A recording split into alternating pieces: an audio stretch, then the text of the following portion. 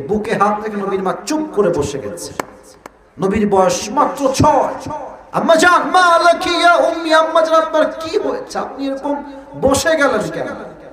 নবীও বসে গেছে, নবীর মাও বসে আছে।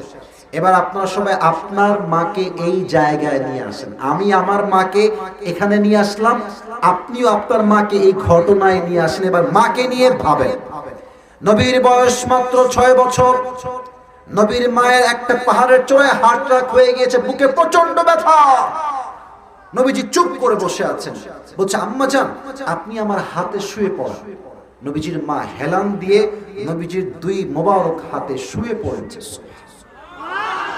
ও ভাই জোরে কোন সময় সুবহানাল্লাহ। এবার নবীজির মা নবীর দিকে তাকায় আছে, আর নবীজি মায়ের দিকে তাকিয়ে আছেন। দুইজনের চোখে তাকায় আছে। নবীজির মায়ের 2 চোখ দিয়ে পানি পড়ছে।